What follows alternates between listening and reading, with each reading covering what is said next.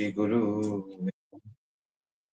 श्री चैतन्य मनोभीष्टं स्थापितं येन भूतले स्वयं रूपा कदा मह्यं ददाति स्वपदान्तिकम् वन्देऽहं श्रीगुरो श्रीयुतपदकमलं श्रीगुरून् वैष्णवांश्च श्रीरूपं साग्रजातं सगण रघुनाथान्वितं तं सजीवं साद्वैतं सावधूतं परिजन सहितं कृष्ण चैतन्य देवम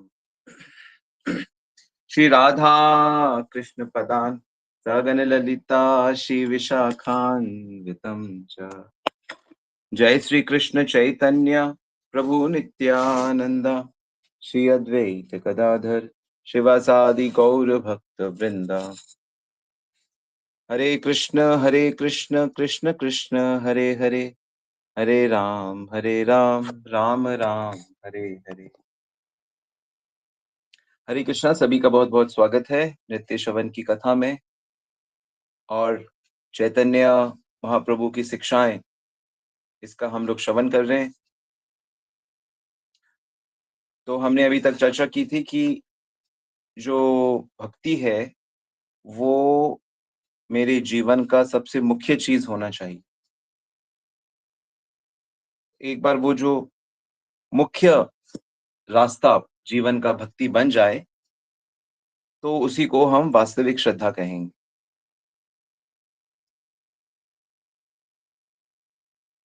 तो वो जब जीवन का मुख्य लक्ष्य भगवत प्राप्ति, भगवत भक्ति हो जाए तो फिर हम लोग वो श्रद्धा लेकर हम फिर साधु संग करेंगे और फिर हम उसके साथ भजन करेंगे।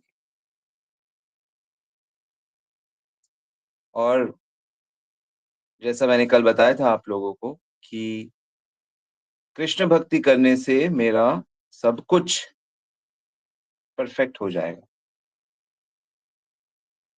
श्री कृष्ण भक्ति करने से जीवन में सब कुछ हो जाता है, ऐसा दृढ़ निश्चय, ऐसा विश्वास, इसको श्रद्धा कहते हैं।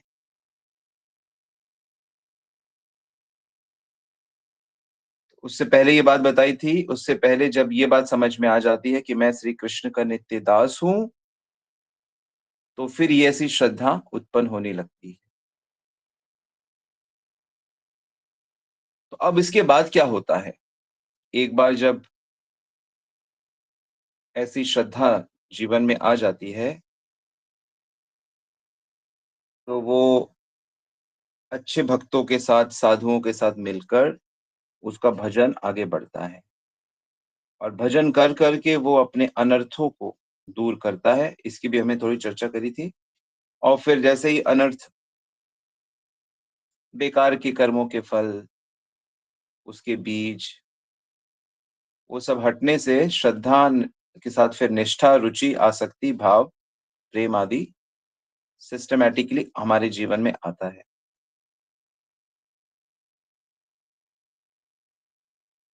और किसी किसी को पिछले जन्म से ही बहुत ज्यादा श्रद्धा उनकी प्रबल होती है, तो वो बचपन से ही भगवान के राग, स्पेशल भक्ति में लग जाते हैं। उनका लगाव बचपन से ज्यादा होता है। लेकिन अगर ऐसा नहीं होता है कि हमारा मन स्वतः भगवान में नहीं जाता, हमारा मन संसार की चीजों में जाता है, संसार का गीत संगीत, संसार का ऐश्वर्य, संसार में नाम प्रशंसा, आराम, खान पान बढ़िया, इन चीजों में स्वाभाविक मन ज्यादा जाता है रेदर देन भगवान की भक्ति, आध्यात्मिकता में। तो इसका मतलब है कि हमें शास्त्र के नियमों का पालन अच्छे से करना होगा।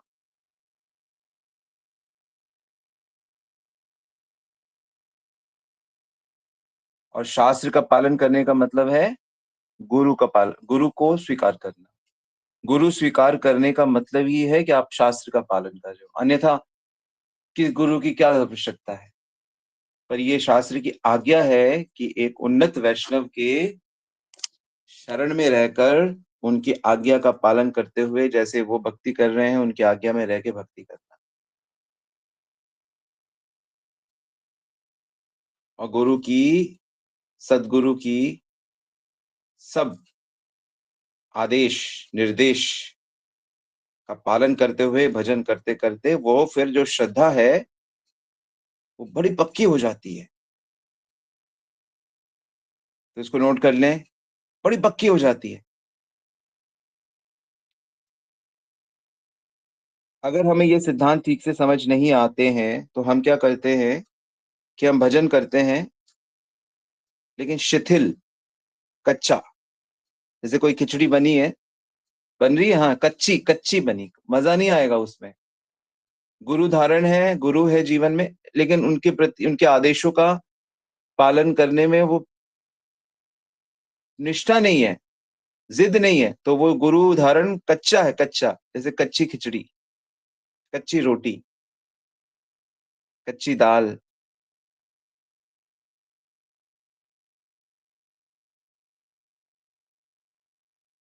वो बात नहीं आएगी, चावल चावल पक्के नहीं है, आनंद नहीं आएगा।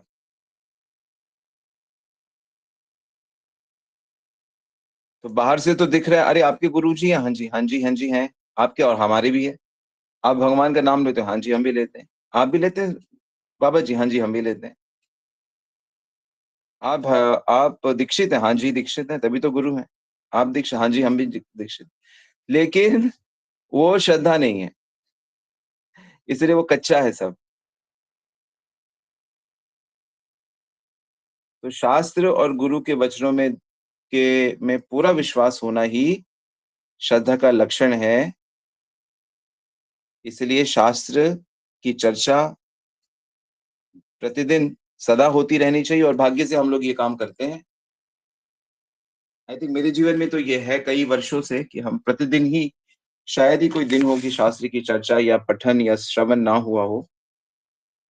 और अब बहुत से भक्त लोग जो मंदिर के पास नहीं रहते, मंदिर नहीं आते या नहीं आना संभव नहीं होता कई बार। लेकिन इंटरनेट के और इसके माध्यम से रेगुलर श्रवण कीर्तन कर रहे हैं।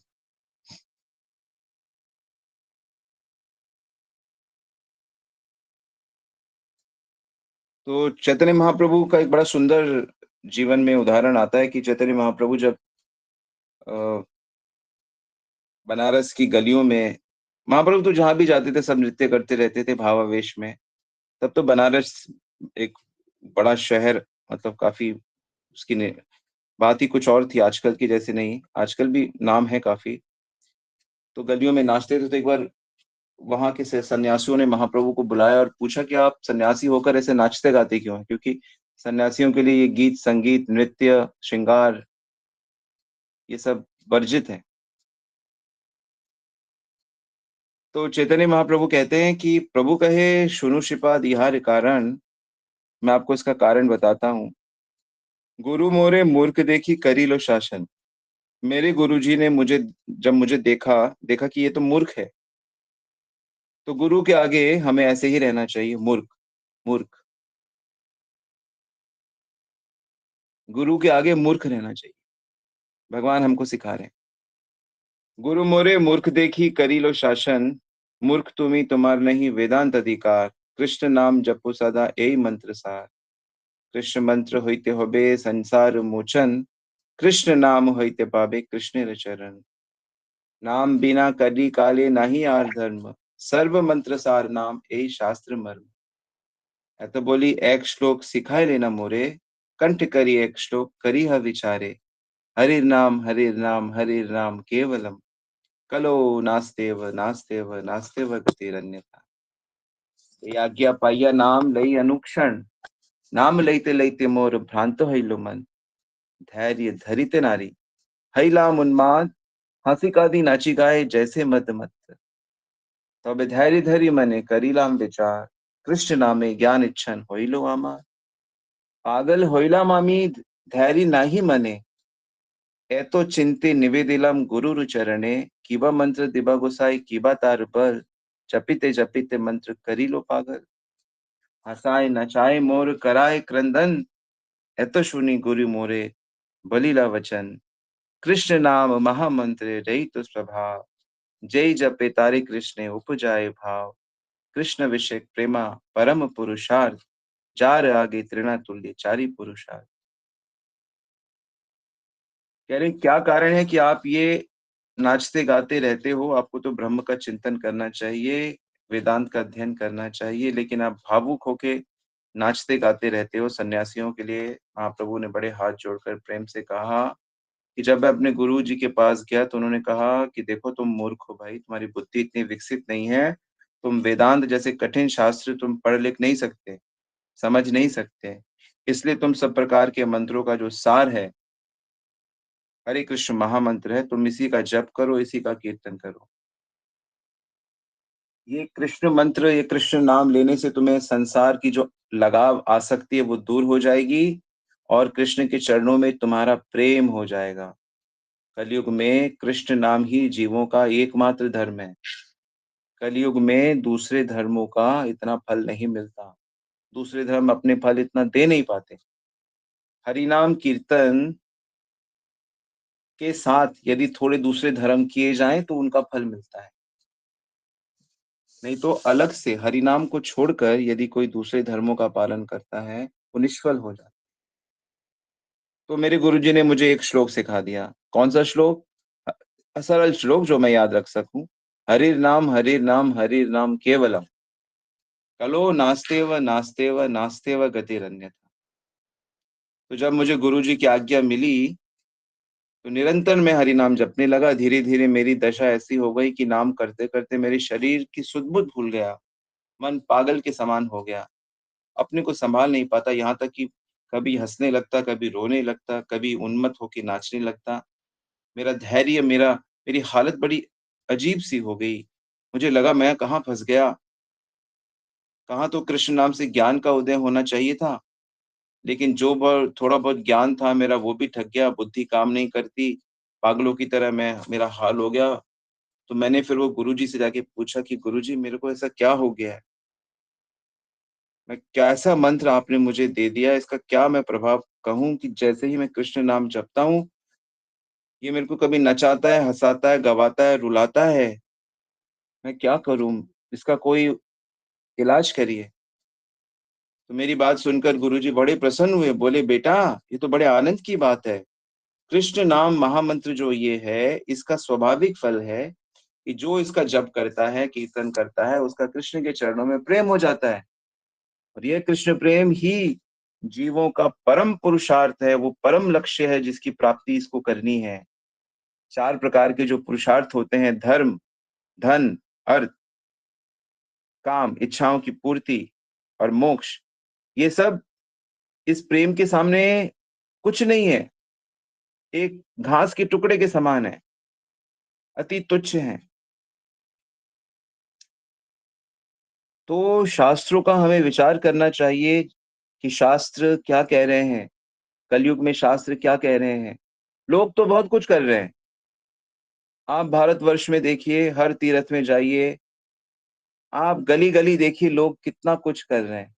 लेकिन शास्त्र जो कह रहा है, गीता, भागवत, रामायण, वेद, पुराण, उपनिषद सब एक मत से कह रहे हैं कि कलयुग में यदि प्रभु का नाम किसी व्यक्ति ने नहीं अपनाया है, तो उसका कल्याण संभव बड़ा मुश्किल है उसका कल्याण।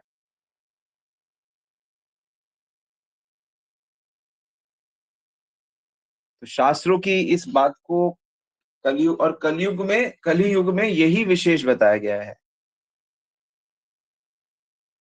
तो शास्त्रों में विश्वास होना ही श्रद्धा है। तो जो व्यक्ति इस बात को इग्नोर कर देता है, इस बात को स्वीकार नहीं करता, नाम को पूरी तरह से कृष्ण नाम का आश्रय नहीं लेता, तो उस व्यक्ति को तो इसका मतलब वो शास्त्र को फॉलो नहीं कर रहा। कर रहा है तो अपने अपने तरीके से कर रहा है। तो महाप्रभु कह रहे हैं ना कि इस श्लोक को मैंने याद किया, कंठ करी एक श्लोक करी हम विचारे। मैंने इस पे विचार किया काफ़ी। तो इससे स्पष्ट होता है कि शास्त्रों में जब तक विचार करके उस पे विश्वास ना जमे, तब तक आप या हम भक्ति में प्रगति नहीं कर सकते।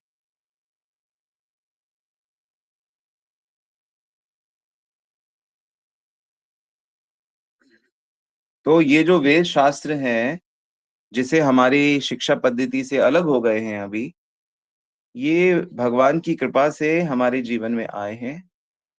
माया मुग्ध जीवेर नहीं स्वतः कृष्ण ज्ञान, जीवेर कृपा कइलो कृष्ण वेद और पुराण। जीवों पे कृपा करके भगवान ने ये वेद शास्त्र दिए हैं हमें।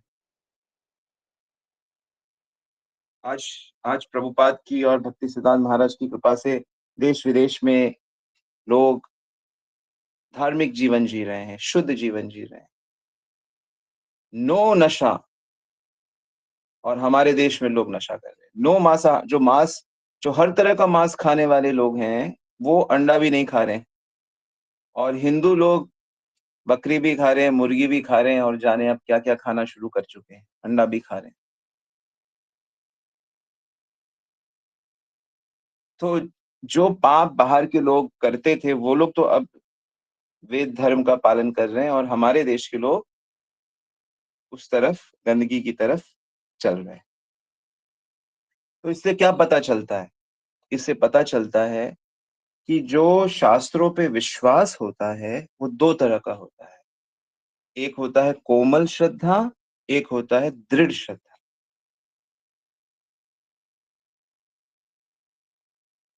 दृढ़ श्रद्धा क्या होती है? जब दृढ़ श्रद्धा होती है, तो उसमें से भक्ति निकलती है। दृढ़ श्रद्धा के बाद जीवन में भक्ति आती है और वो भक्ति फिर भाव भक्ति में धीरे-धीरे करते-करते भाव भक्ति बन जाती है।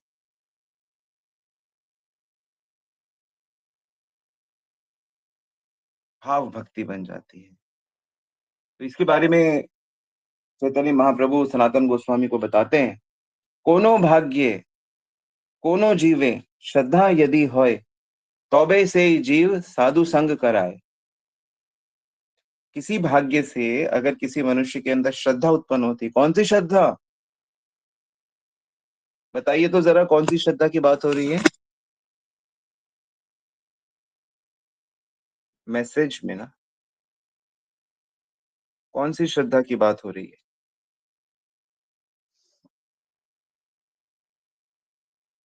Yes, very nice. दृढ़ श्रद्धा, पक्की, स्ट्रॉन्ग, स्क्रिप्चर्स में स्ट्रॉन्ग फेथ, वो श्रद्धा की बात चैतन्य महाप्रभु करें। जी, धन्यवाद सबको। तो वो श्रद्धा जब होती है, तो फिर भक्तों के संग मिलना-जुलना होता है। भक्तों के संग मिलना-जुलने का मतलब क्या है? भक्तों के संग मिलना-जुलना क्या है? श्रवण हो रहा है, कीर्तन हो रहा है। क्या हो रहा है? श्रवण हो रहा है, भगवान की कथा हो रही है नित्य और कीर्तन हो रहा है। तो जिस भक्तों के संग में, साधु संग में श्रवण और कीर्तन नहीं हो रही, मिल रहे हैं और कृष्ण कथा नहीं हो रही, कीर्तन नहीं हो रहा है, वो साधु संग नहीं है, वो साधु संग नहीं। साधु संग की पहचान समझ में आ गई? श्रद्धा से साधु संग और साधु संग से भजन क्रिया, श्रवण और कीर्तन। क्योंकि श्रवण और कीर्तन के बाद स्मरण होगा, भगवान मेरे हैं, मेरे हैं। ये अच्छी मात्रा में जब तक श्रवण कीर्तन से हृदय शुद्ध नहीं हो जाता, तब तक उस याद नहीं आती है भगवान की, माया की ही याद आती है। साधु संग होइते होय श्रवण कीर्तन, साधन भक्ते होय सर्व अनर्थ निवर्तन। वो करते-करते हृदय शुद्ध हो जाता है। अनर्थ निवृत्ति होइले भक्ति निष्ठा होय। फिर अनर्थ निवृत्ति चौथा स्टेज के बाद निष्ठा। निष्ठा चौथी स्टेज। पहले फिर से बताता हूँ। पहली स्टेज श्रद्धा, दूसरी स्टेज श्रद्धा क्या? दृढ़ श्रद्धा। दूसरी स्टेज साधु संग। साधु संग मतलब श्रवण कीर्तन यानी भजन क्रिया। तीसरी स्टेज। चौथी स्टेज अनर्थ निवृत्ति। सारे अनर्थ, गंदी चीजें, गंदे कर्म, प्रारब्ध सब फल नष्ट हो जाते हैं। उसके बाद आती है निष्ठा। निष्ठा मतलब अब भगवान से आपको अलग नहीं किया जा सकता। निष्ठा वो स्टेज होती है, जीव की ऐसी स्टेज पे आ जाता है वो, कि अब उसको भगवान से अलग नहीं किया जा सकता। अब भगवान के भजन से, साधु संग से आप उसको अलग नहीं कर सकते। वो अलग हो ही नहीं सकता।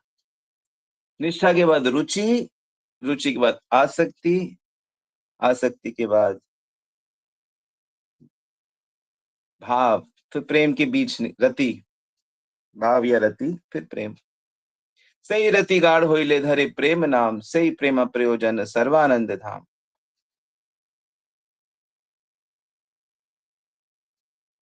आसक्ति, आसक्ति होती है जब आपको घड़ी घड़ी भगवान की याद अपने आप आती है। आसक्ति, याद आने लगती भगवान की, किसी भी लीला को सोच के उसके आंखों से अश्रुपात होने लगेगा।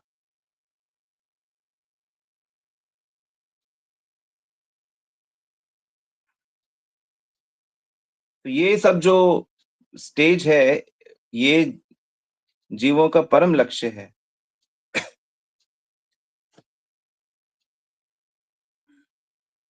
तो जब तक दृढ़ श्रद्धा नहीं होती और कोमल श्रद्धा है, तब तक तो बिना स्क्रिप्चर्स के और बिना साधु के हमारा भला हो ही नहीं सकता। कोमल श्रद्धा वाले, दीक्षा बड़ी जरूरी है उनके लिए। गुरुदेव से शास्त्र सिद्धांत सुनना, मंत्र लेना, गुरुदेव की आदेश अनुसार नवदा भक्ति का पालन करना, तभी तो उसकी प्रगति होगी।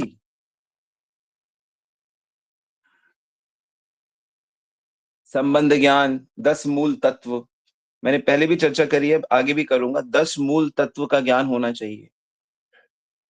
10 मूल, 10 हमारे वैष्णवों के 10 सबसे बड़े सिद्धांत। शास्त्र ही प्रमाण है, कृष्ण ही ईश्वर हैं, बद्ध जीव मुक्त जीव होते हैं, कृष्ण की अनंत शक्तियां हैं, कृष्ण ही आनंद के रस हैं, रसराज हैं। ये सब सिद्धांत हैं, 10 सिद्धांत हैं।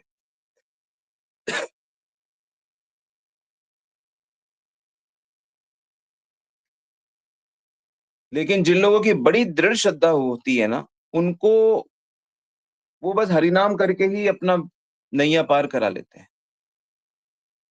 वो सब कुछ उनको प्राप्त हो जाता है। दृढ़ श्रद्धा वाले भक्तों को किसी प्रमाण की जरूरत नहीं है, किसी प्रोसेस प्रोसेस की जरूरत नहीं, वो तो बस हरिनाम करके ही भगवत प्राप्ति कर लेते हैं।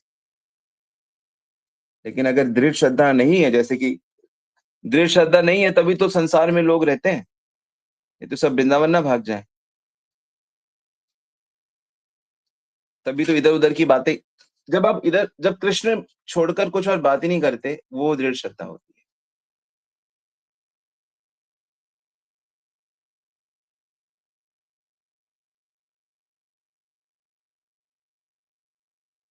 तो इसलिए शास्त्रीय ज्ञान, शास्त्र का प्रमाण बड़ा जरूरी है, ताकि, क्योंकि इसके बिना हमारा कुसंग हो जाता है। कुसंग, भोगों का संग, भोग ढूंढते रहते हैं, पतन हो जाता है।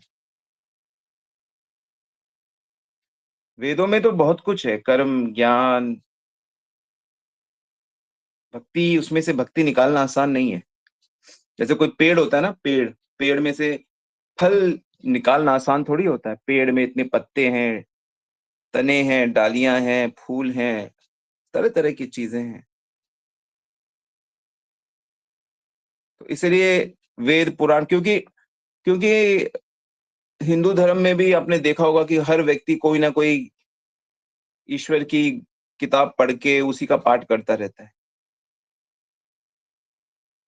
तो इससे क्या है कि उस सब में से भक्ति निकालना बड़ा मुश्किल होता है। तो इसलिए सात्विक पुराण होते हैं, है ना, सात्विक पुराण होते हैं।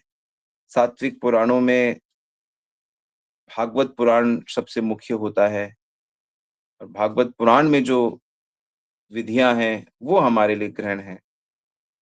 अर्थोयम ब्रह्म सूत्राणाम भारतार्थ विनिर्णय गायत्री भाषी रूपसो वेदार्थ परिबिंबिता ग्रंथो अष्टादश श्रीमद् भागवताम विधि। तो ये वेदांत की व्याख्या जिसमें है, जिसमें गायत्री की व्याख्या है, वेदों का सार है। सर्व वेद इतिहास सारम सारम सारम समुत्थितम।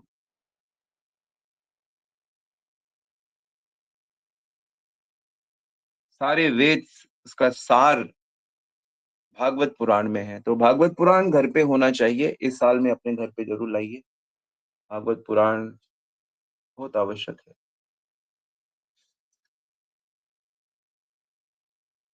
तो इन शास्त्रों पुराणों में बस ये तीन चीजों का ही वर्णन है बस, और ज्यादा कुछ वर्णन नहीं है।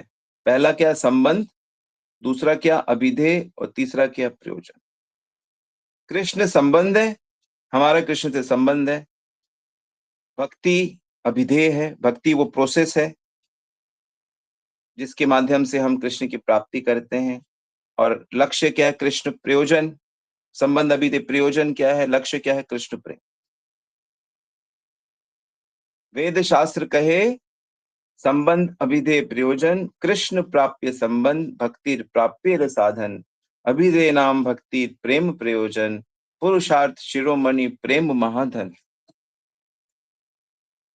तो अभी तक की चर्चा में तो आपको ये बात अच्छे से समझ आनी चाहिए कि संबंध अभिधेय प्रयोजन क्या होते हैं।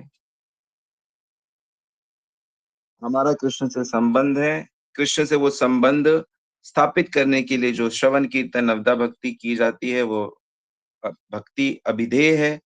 और उससे क्या मिलता है, कृष्ण के प्रति प्रेम यानी कि लगाव, दिल में उनके प्रति लगाव हो जाता है, जीवन सफल हो जाता है।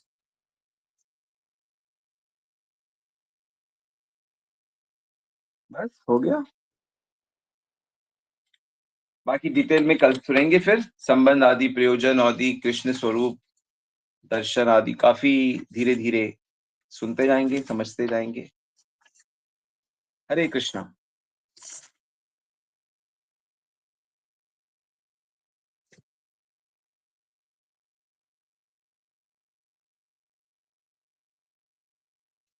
तो किसी का कोई सवाल है? किसी ने लिखा है, राधा माता जी ने, कि मेरे पास भागवत है हिंदी में। ठीक है, उसको पढ़िए, बिल्कुल ठीक है। भागवत को एकदम सब कुछ पता होना चाहिए, कितनी कथाएं हैं, कौन किसने कैसे भगवत प्राप्ति करी, किसने क्या प्रार्थना करी, सब हम।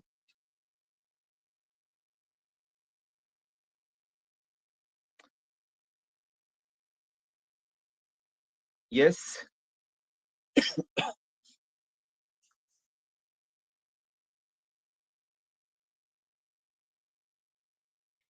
क्लास समझ में आ रही है ना सबको? कोई बोरिंग तो नहीं लग रहा, मुश्किल तो नहीं लग रहा?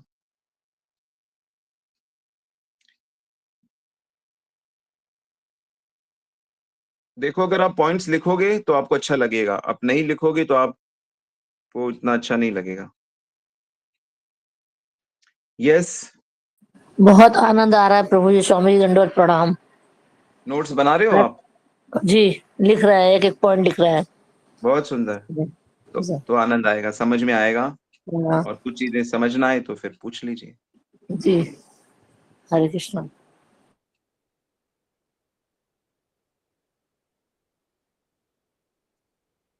यस, कोई सवाल किसी का?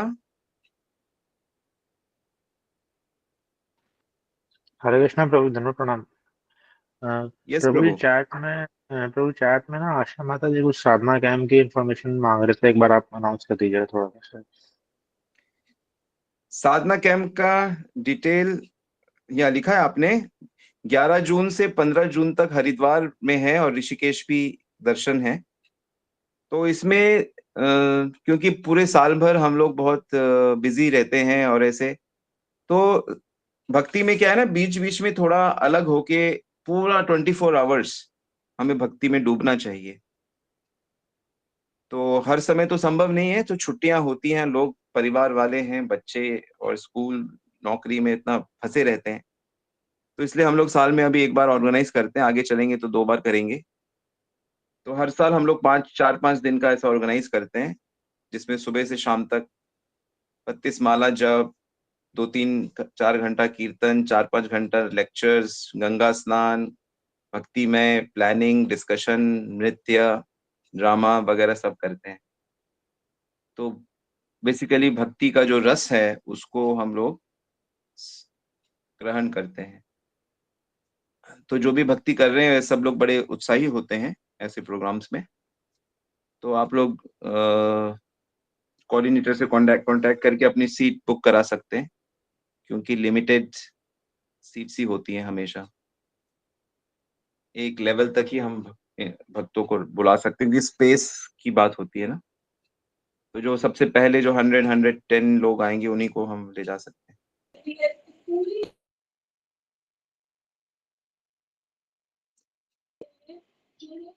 और इस बार तो प्रेम भक्ति चंद्रिका ग्रंथ है, उसका डिटेल में स्टडी होगा, नरोत्तम दास ठाकुर का।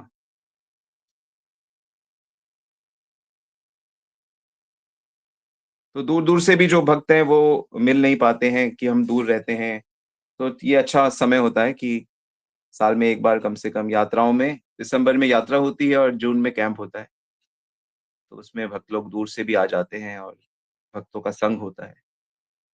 तो इसी तरह हमारे गुरुजन और आचार्यों ने भक्ति का सिस्टम बनाया है।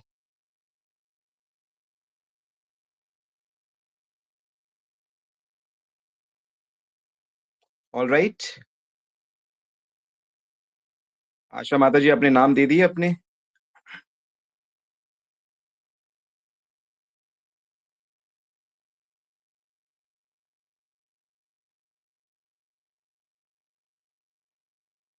तो आप अपने और अपने प्रभु जी का, या और भी जो आपके बच्चे भी अगर आना चाहें तो उनको भी लेकर आइए।